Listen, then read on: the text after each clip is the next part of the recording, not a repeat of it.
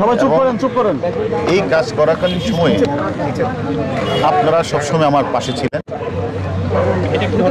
এবং আমি চেষ্টা করেছি ঊর্ধ্বতন কর্তৃপক্ষের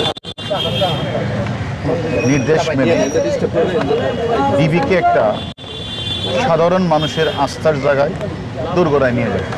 এবং আমি কিন্তু আমার এই চাকরির 3 বছর 3 মাসকালীন সময়ে আমি সাধারণ মানুষের কাছে ডিবিকে একটা আস্থার জায়গায় পরিণত করেছি। বাংলাদেশের প্রতিটি মানুষ তথা বিশ্বের মানুষ জানে যে কারো কোনো সমস্যা হলে ডিবিতে গেলে প্রবলেমটা সলভ হতে পারে।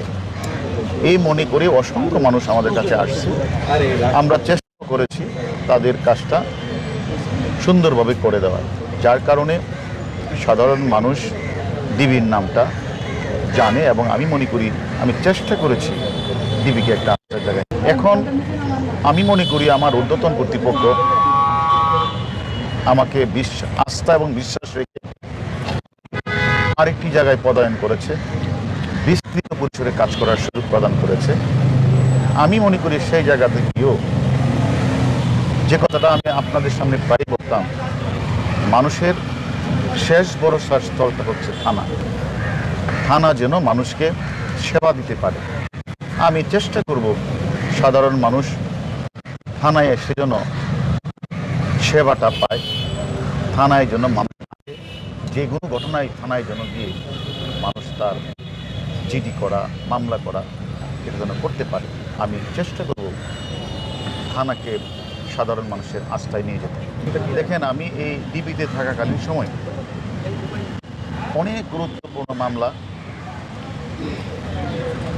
অনেক বড় বড় ঘটনা ডিবিতে ঘটেছে।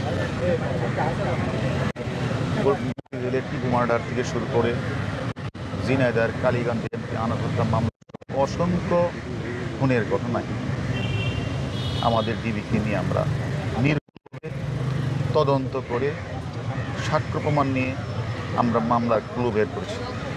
কোনো নিরীহ লোককে কিন্তু আমরা পেশ করি নাই। আর প্রভাবশালী ব্যক্তি যত বড়ই হোক না কেন, সে যদি ঘটনার সাথে জড়িত হয় তাকে আমরা কিন্তু বাদ দিই নাই। তেমনিভাবে আমি মনে করি মামলা রুজু হয়েছে, যদি কেউ নির্দোষ থাকে, নির্দোষ প্রমাণ হয়, তাদেরকে হ্যারেস করা হবে।